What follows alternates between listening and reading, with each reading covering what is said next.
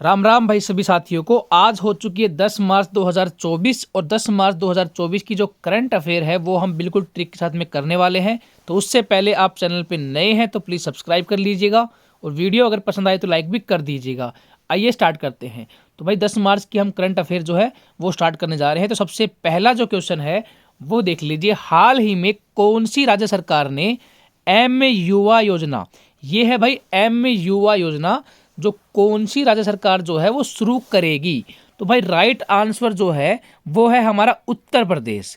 अब याद कैसे करोगे, देखिए भाई, अगर हम बात करें एम युवा की तो सबसे ज़्यादा जनसंख्या किस राज्य में है, तो उत्तर प्रदेश राज्य में क्या है, सबसे ज़्यादा जनसंख्या है।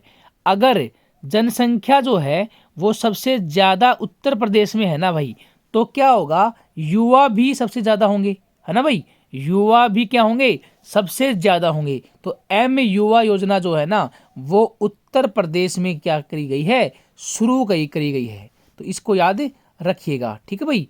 एम युवा योजना जो है वो उत्तर प्रदेश में शुरू की गई है।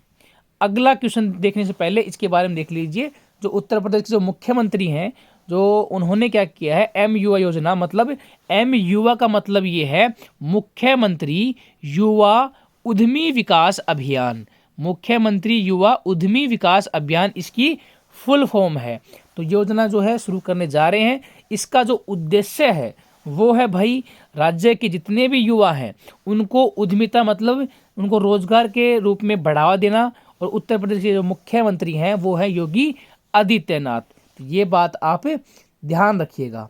अगला क्वेश्चन देखिए भाई, अगले क्वेश्चन में क्या बोला है, हाल ही में सरकार ने कितने वर्ष से अधिक उम्र के लोगों को डाक मतपत्र की अनुमति दी है।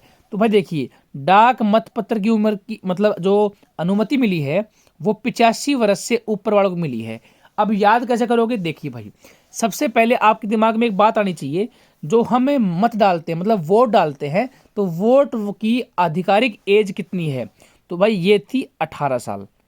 18 साल है। अब पहले क्या था, जो जो डाक मतपत्र के दौरान जो अपनी वोट डालते थे वो यहाँ पे क्या है 80 साल था, मतलब जीरो लगा रखा था भाई, जीरो मतलब 80 साल था। पहले ये लिमिट जो थी वो 80 साल की थी।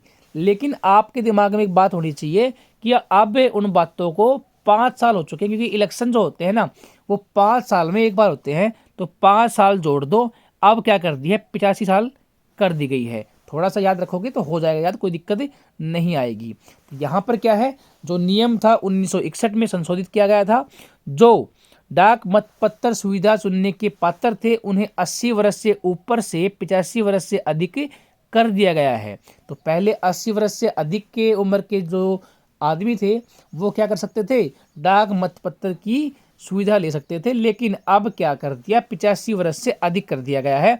और अधिसूचना जो आई है उसमें एक बात और कही गई है कि यह भारत के चुनाव आयोग से परामर्श करने के बाद में किया गया है। तो ये क्वेश्चन भी आप याद कर लीजिएगा।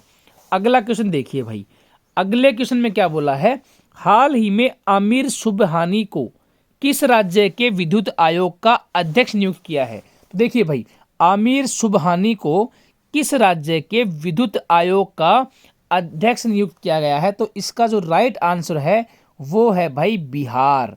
अब याद कैसे करोगे, देखिए भाई, आप सभी को पता है कि गरीब राज्यों की अगर बात आती है ना तो ये बिहार है भाई, ठीक है, गरीब राज्यों की बात आती है तो ये है बिहार। अब मैं बात करूं बिहार की, तो बिहार में क्या है, गरीब है, लेकिन ये तो क्या है, अमीर है ना, अमीर।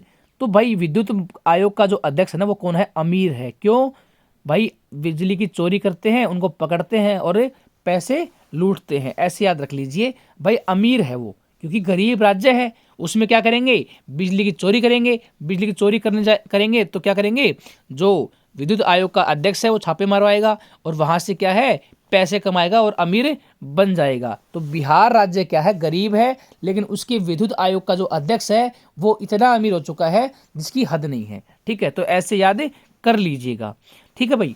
अब बात करें तो ये जो बिहार राज्य के आमिर सुबहानी है ना, ये पहले मुख्य सचिव थे भाई, ठीक है, वहाँ से ये इन्होंने अपना सेवानिवृत्ति ले ली। उसके बाद में अब ये हैं आमिर सुबहानी जो हैं वो विद्युत आयोग के अध्यक्ष बन चुके हैं, ठीक है भाई, बिहार के लिए।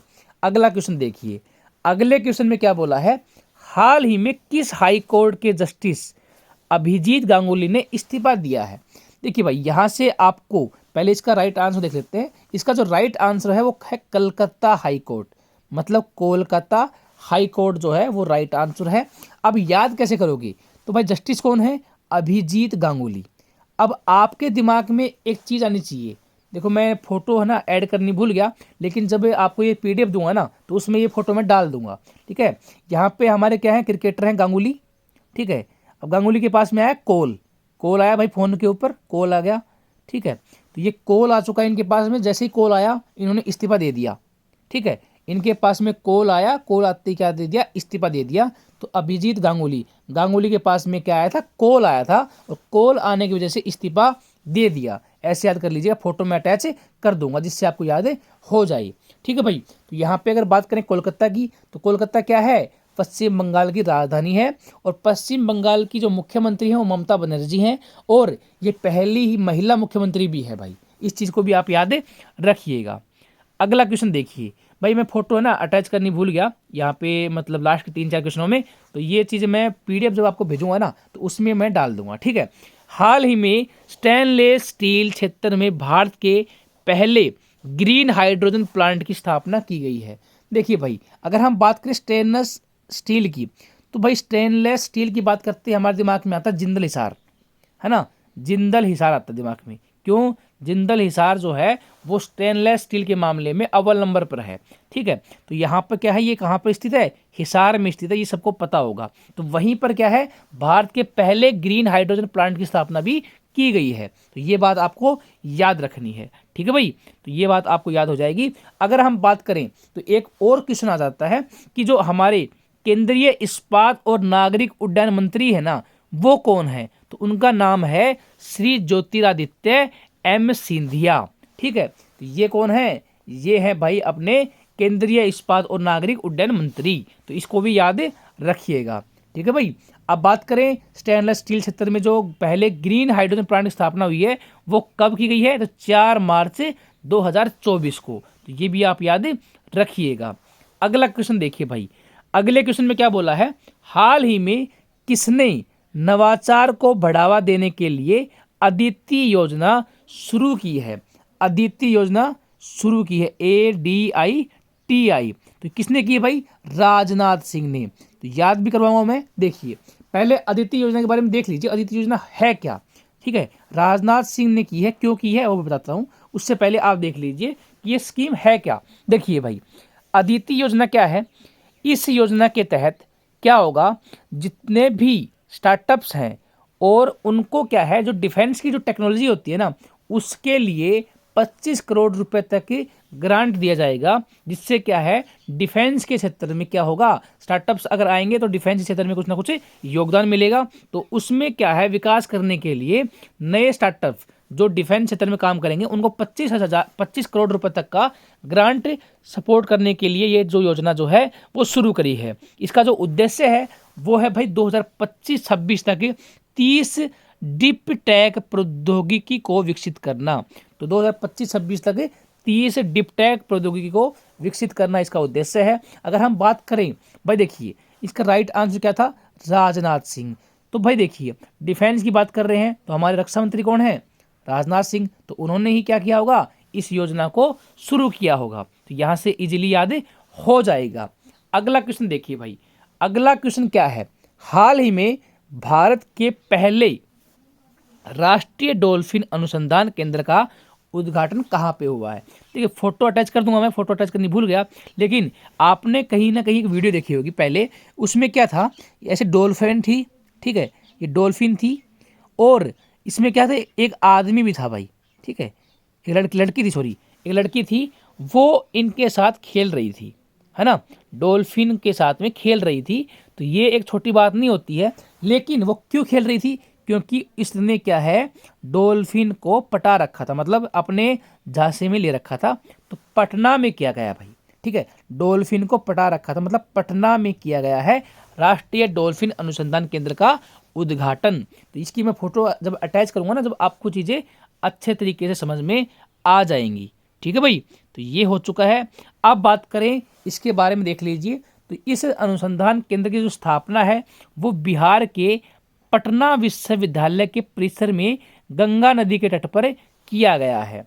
अब इसका जो मेन उद्देश्य था ना वो ये था भाई कि जो गंगा नदी है उसमें जो डॉल्फिन है उसका संरक्षण करने का लिए एक बड़ा कदम ये उठाया गया है। ठीक है, तो ये भी आपको याद रखना है। तो पटना में ये किया गया है।